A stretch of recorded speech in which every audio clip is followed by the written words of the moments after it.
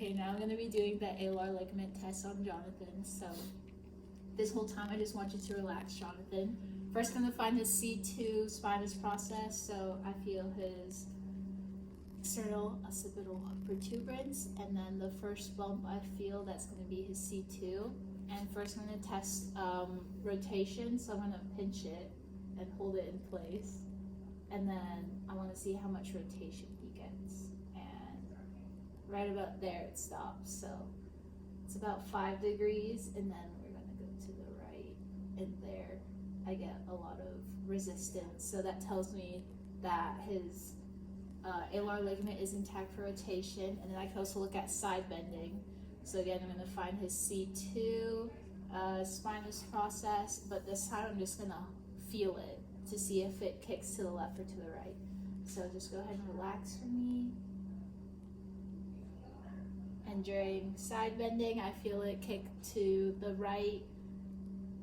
Left side bending, I feel it kick to the right. And I'm going to do right side bending.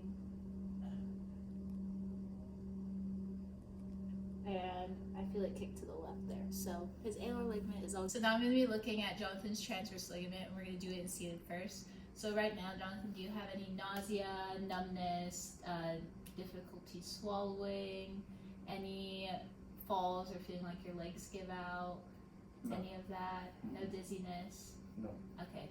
And now we're just going to have him look down a little bit. So can you look down at your toes, and do you have any of those symptoms I mentioned before? No. No dizziness, nausea, numbness? Okay. So that's good that he has no symptoms, but if he did have symptoms, I would want to push to see if that would make his symptoms any better, or if it felt like a clunk when I did that. So I'm going to go ahead and find the spinous process of C2. There's his also. There's his C2. So I'm just going to pinch it and then push his head back. And then I would ask if, does that make your symptoms better or worse? No change at all. Okay, great. So now we're going to test that. So that tells me his transverse ligament is A-OK. And now I'm going to test it in supine as well. So go ahead and lay on your back for me. And raise it. So now the aim with this test is I want to feel the spinous process of C2 just lift off of my finger. And I just want you to relax, Jonathan. So I'm going to have my right hand on his C2. Right there. And then my left hand is just under his occiput. And I'm going to put my shoulder over it. And then I'm going to stand up slightly. And I can feel his C2 lift off when I just slightly stand up. So that tells me he has a good transverse ligament. So today I'm going to be doing the VBI test on Jonathan to make sure that he is okay to do any cervical stuff. So I'm going to start by asking him the 5 Ds and 3 Ns. So dysphagia, dysarthria, diplopia, dizziness, and drop attacks, and then nystagmus, nausea, and numbness. So do you have any numbness or tingling in your face? No. Any nausea? No. And I can see his eyes are okay, no nystagmus. Any recent falls or feeling like your legs are giving out from you? No. Double vision? No. Do you feel dizzy at all? No. Can you swallow for me? Okay. And then I can see that he's able to speak. So I'm gonna start by rotating his head. I just want you to relax. I'm gonna fully rotate. Watching his eyes. We're gonna hold for 10 seconds. Okay, and after 10 seconds, I'm gonna ask again, do you have any dizziness? No. Numbness? No. Double vision? No. I see he has no nystagmus, but any change in symptoms at all? No. Okay, then we're gonna bring him back to neutral for 10 seconds, and then I'll ask him about the 5 Ds and 3 Ns again. So, any change in symptoms, numbness, nausea, dizziness, No. double vision? No. Okay, and can you swallow for me? Okay, and then we're gonna do it to the other side and hold for 10 seconds. I'm watching his eyes.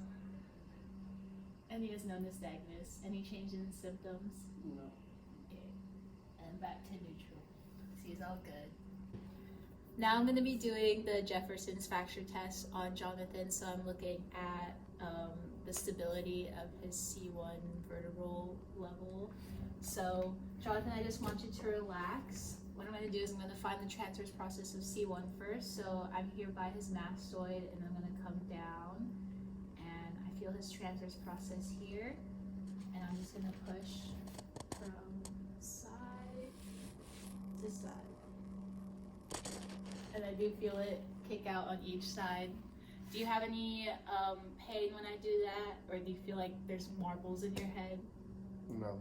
No. So then that tells me that his C1 level isn't fractured. Now I'm going to be looking at Jonathan's cervical flexion segmental mobility. So Jonathan, I just want you to relax. I'm going to put my one finger in between C2 and C3. So there's his occiput, and there's C2, it's a little lower. Okay, so I'm just gonna flex his head down, and I'm trying to feel the opening of the segment. So there, and I go one more below. There. And then I'm on 4-5.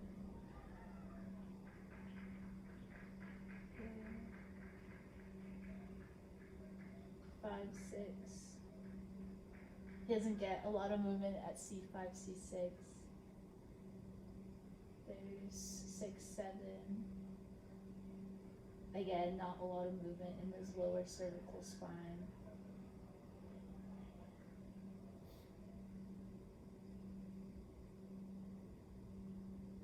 And there. He gets a lot of movement at C7, T1 though. So I'd want to work on that. Now I'm going to look at Jonathan's thoracic side bending mobility, segmental mobility. So can I just have you bring your hands behind your neck and then bring your elbows in front of you and relax. And I'm just going to thread my arms through here. And I'm kind of going to stand up, and that's going to help me side bend him. So I know that this is his C7. So there's C7, T1, there's T1, and then T1, T2. I'm going to side bend him, and I'm trying to feel the segment close. So I'm side bending him to the right, so I'm feeling that segment close down on the right. So that's C7, T1.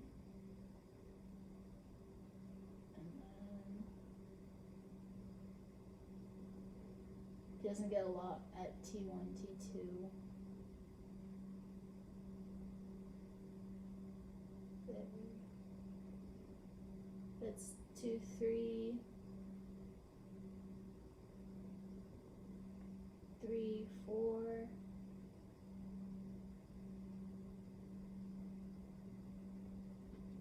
4, 5.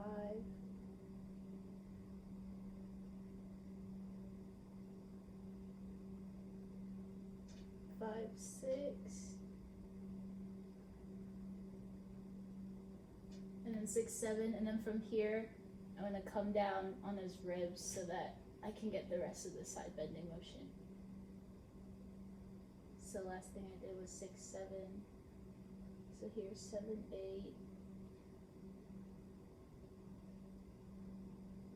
8, 9. 9, 10. He doesn't really get a lot on 10, 11. And then there's 11, 12. So I would want to work more on his lower thoracic spine or side bending.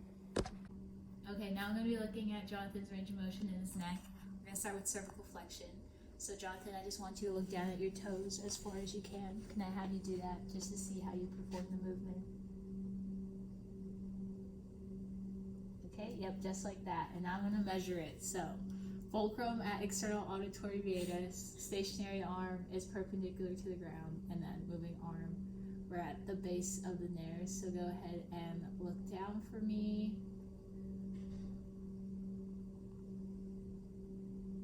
And do you have any more? Okay, relax. So he has 56 degrees of cervical flexion. So he's close to that norm, which is 60, but he is lacking a little bit. Now we're gonna do extension. So I just want you to look up at the ceiling and bring your head back as far as you can. So can I see you do that? Yeah, just like that. And now I'm gonna measure. So measurements are the what do you call it? The landmarks are the same. External auditory meatus perpendicular to the ground, and then base of the nares. And then go ahead and look up for me.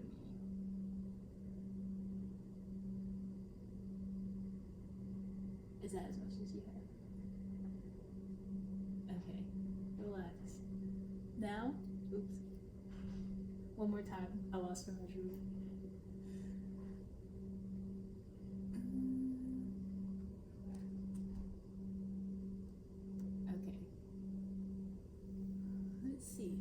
He has 50 degrees, 45 degrees of extension, and so he is lacking in cervical extension because you're supposed to get 60. And now we're gonna look at his side bending.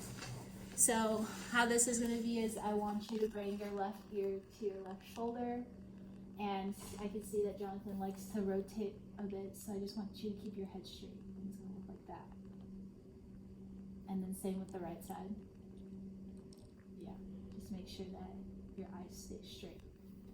Okay, we're gonna measure it towards the left side first.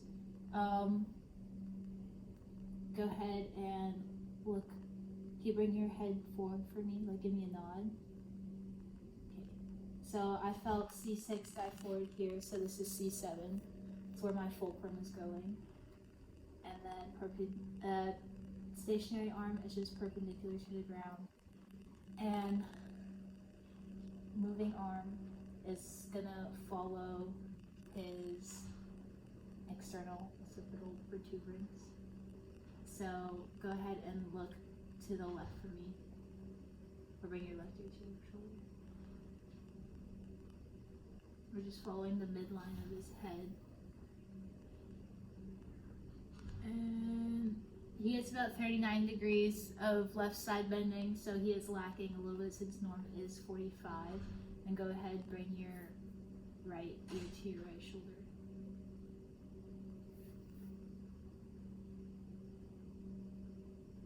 And he's lacking a lot more on this side because he gets about 33 degrees, so we definitely want to work on that. And then finally, we're just going to look at his rotation. And I'm just going to stand on the table to get a better view. But I just want you to look to your left and to your right. Jump. Yep, one more time. And just making sure he doesn't have any compensations, and he doesn't. So fulcrum is at the middle of his head. Moving arm is gonna follow his nose, and stationary arm is gonna point forward too. So go ahead and look to your left for me.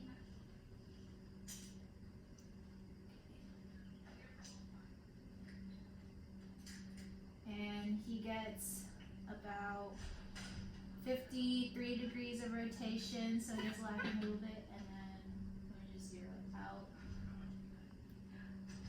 Okay, go ahead and look to your right for me. And there. And on this side, he gets a little bit more. He gets 66 degrees. So I want to work on left rotation as well. So I have Jonathan here. He told me that he gets a lot of neck pain after sitting down at his desk for too long. And I did a posture assessment, and I saw he had quite a bit of forward head. So the special test I'm going to do is the deep neck flexor endurance test. And since I don't have a blood pressure cuff, we're going to do the one that looks at his neck folds just to see if he has that over recruitment of the extrinsic cervical musculature, like his sternocleidomastoid, instead of his deep neck flexors, thus causing his neck pain. Okay, so I'm going to perform the deep neck flexor endurance test on Jonathan. So Jonathan, I just want you to perform a chin tuck. How this looks is I want you to bring your chin in towards your neck as much as you can. Yeah. As far as you can, just like that. And this neck fold here, we're going to draw a line, and we don't want that line to break. So I want him to hold it, and I'm going to time how long he can hold it.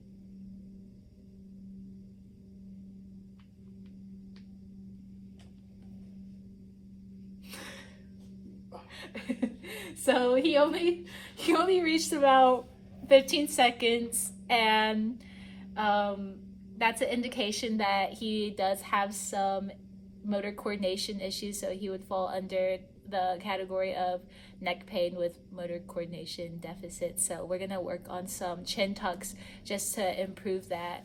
So to improve Jonathan's motor coordination of his deep neck flexors, we're going to perform some chin tucks. And I know that he likes to fatigue around 10-11 reps. So that's what we're going to do so that he performs the movement without any substitution. So we're going to do 2 sets of 10, Jonathan. So I want you to bring your chin towards your neck, and then you're going to hold it for about 2 to 3 seconds. Yep, just like that. And since I have the line there, it helps me see that he's performing the movement correctly, because that tells me he's activating his deep neck flexors. So we're going to go ahead and do 5 more.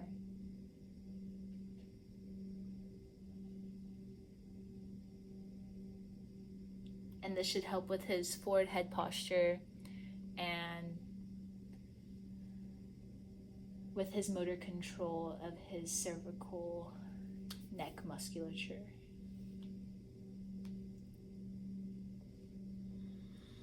Ooh. Was that 10? Yeah. Okay, so let's just say we do 2 sets of that. So fast forward. And what I'm gonna do now is re-perform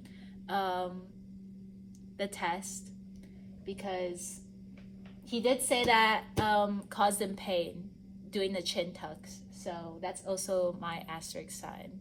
And I want to see if not only does his deep neck flexor muscle endurance improve, but also if that capital flexion improves as well.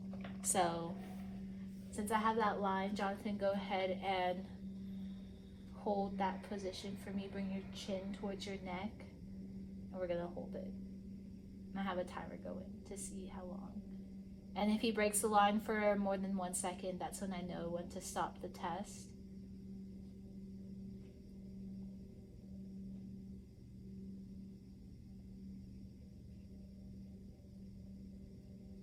Okay, and he broke. But he did a lot better. He got about 25 seconds instead of 15 seconds. And would you say that your pain has reduced now after doing some of that? Feels better. Yeah. So I could continue on with this and progress it by doing chin tucks while he's seated once he's ready for that. But once we keep working on that motor coordination aspect, then it should improve his posture and his pain levels.